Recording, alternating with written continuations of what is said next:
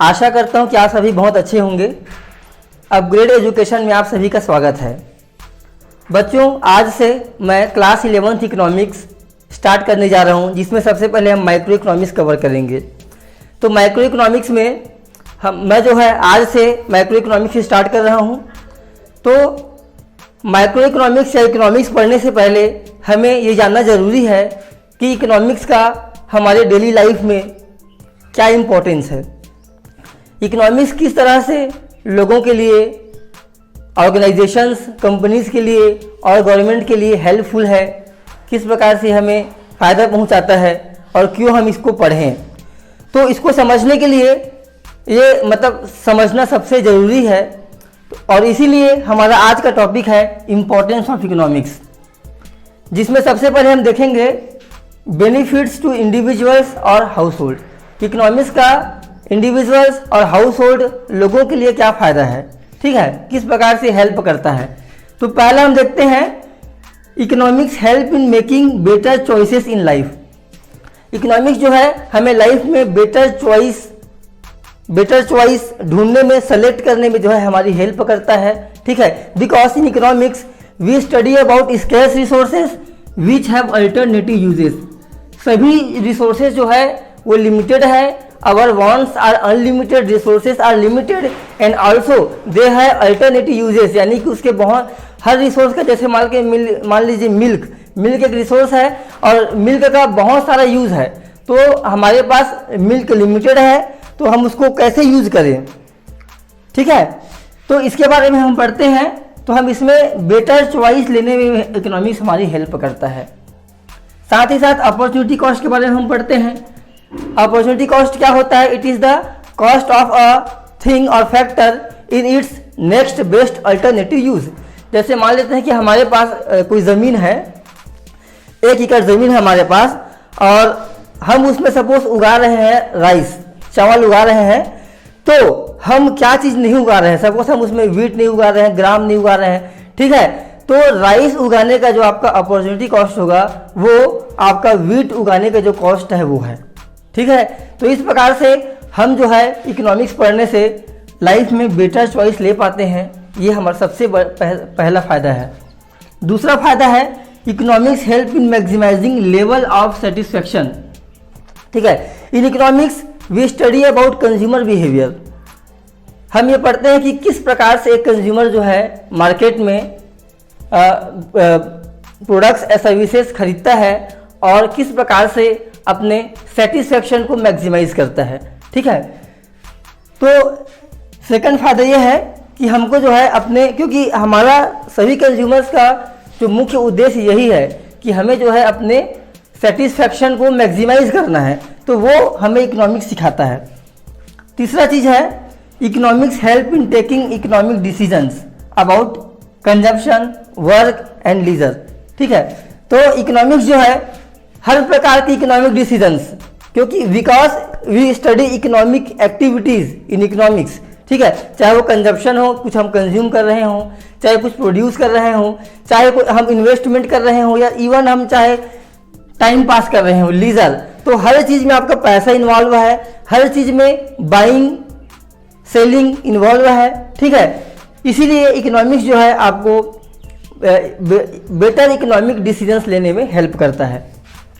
अगला है economics help in understanding inflation, ठीक है। इन्फ्लेशन मतलब महंगाई, interest rates and economic growth, ठीक है। इकोनॉमिक्स में हम पढ़ते हैं कि महंगाई क्या होती है, महंगाई कैसे बढ़ती है, कैसे कम होती है, डिमांड सप्लाई के बारे में पढ़ते हैं, ठीक है। इंटरेस्ट रेट्स, कॉमर्शियल बैंक्स, ठीक है, मनी मार्केट, ये सब के बारे में हम पढ़ते हैं। And economic growth, economic development कैसे होता है, क्या होता है, उसके बारे में पढ़ते हैं। तो इन सारी चीज़ों की जो है हमें एक समझ विकसित करता है इकोनॉमिक्स, ठीक है। और हमारा अगला पॉइंट है economics help in understanding the market. Economics में हम मार्केट के बारे में पढ़ते हैं, forms of market, features of market, okay, how consumer act in the market, ये सब हम पढ़ते हैं। तो इकोनॉमिक्स जो है हमें मार्केट में बेटर डिसीजन लेने में हेल्प करता है, साथ ही साथ एक बेटर जागरूक उपभोक्ता कंज्यूमर बनने भी हमारा जो है इकोनॉमिक्स हेल्प करता है।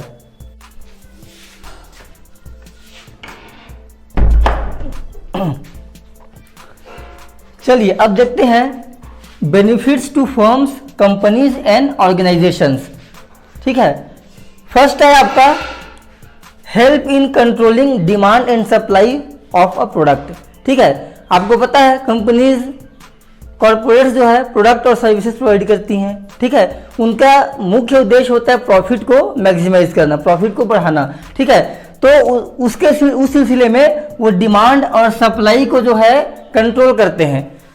जब प्राइजेस बढ़ते हैं तो डिमांड बढ़ा देते हैं, वो सप्लाई बढ़ा देते हैं, और जब प्राइजेस कम होते हैं तो सप्लाई घटा देते हैं। तो इस प्रकार से जो है कंपनीज के लिए जो है इकोनॉमिक्स हेल्प करता है कि वो डिमांड और सप्लाई को कंट्रोल कर सकें।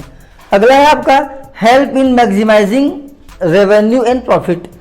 एक कॉमन सी बात है। ठीक है, in economics we study about the concepts of revenue, okay, concepts of profit and how it is maximised और व्हेन इट इज मैक्सिमाइज्ड। ठीक है, तो ये हेल्प करता है उनको कि वो किस प्रकार से अपना रेवेन्यू प्रॉफिट को मैक्सिमाइज कर सकें। ठीक है, अगला आपका है help in estimating and reducing cost of production. ठीक है, कॉस्ट ऑफ प्रोडक्शन, क्योंकि कंपनीज में सबसे मेन होता है कि कॉस्ट ऑफ प्रोडक्शन को कम से कम रखें। ठीक है, तो इकोनॉमिक्स उनको हेल्प करता है एस्टिमेट करने में भी और रिड्यूस करने में भी कॉस्ट ऑफ प्रोडक्शन को। अब हम देखते हैं बेनिफिट्स टू गवर्नमेंट। गवर्नमेंट को इकोनॉमिक्स किस प्रकार से हेल्प करता है, किस प्रकार से उनके लिए मददगार है। चलिए फर्स्ट देखते हैं help in reducing income inequalities and poverty. ठीक है, तो इनकम, आय में जो असमानताएं होती है देश में, ठीक है, आप देख रहे हैं कि लोगों के आय में बहुत असमानताएं हैं। कोई बहुत अमीर है तो कोई बहुत गरीब है। ठीक है, साथ ही साथ गरीबी बहुत बढ़ रही है इंडिया में। ठीक है, तो गरीबी को कम करने में और इनकम इनइक्वालिटीज़ को कम करने में गवर्नमेंट की हेल्प करता है इकोनॉमिक्स, क्योंकि इकोनॉमिक्स जो है आपको बहुत सारे ऐसे थियोरी देता है जिसकी हेल्प से गवर्नमेंट जो है इनकम इनइक्वालिटीज़ को कम कर सकती है। बहुत सारे ऐसे आइडियाज़ देता है, ठीक है, जिससे पॉवर्टी कम हो सकती है। अगला है help in regulating the market. Economics जो है गवर्नमेंट की हेल्प करता है उसको मार्केट को रेगुलेट करने में। ठीक है, मार्केट के लिए लॉज बनाने में हेल्प करता है। अगला है help in providing public facilities. Public facilities like transportation, education, health care, ये सारी चीज़ें प्रोवाइड करने में इकोनॉमिक्स हेल्प करता है। ठीक है, और लास्ट है help in framing physical and monetary policy. Physical policies का मतलब होता है आपका policies of the government related to its expenditure, okay, and monetary policies, मतलब monetary policies means policy related to control of money और interest rates. ठीक है, तो ये जो आपका है, ये चार आपके जो बेनिफिट्स हैं ये है फॉर द गवर्नमेंट। तो ये लेक्चर था आपका इंपॉर्टेंस ऑफ इकोनॉमिक्स, ये कंप्लीट होता है। ठीक है, तो मैंने जैसे कि बताया आज से जो है इकोनॉमिक्स में पूरे स्टार्ट करने जा रहा हूँ। ठीक है, तो जितने भी आपके दोस्त हैं, ठीक है, उनको ज़रूर ये शेयर कीजिएगा। अगर वीडियो आपको पसंद आया हो तो लाइक और कमेंट ज़रूर करें, और इसी प्रकार से और वीडियो देखने के लिए हमारे चैनल को सब्सक्राइब करें। Thank you very much.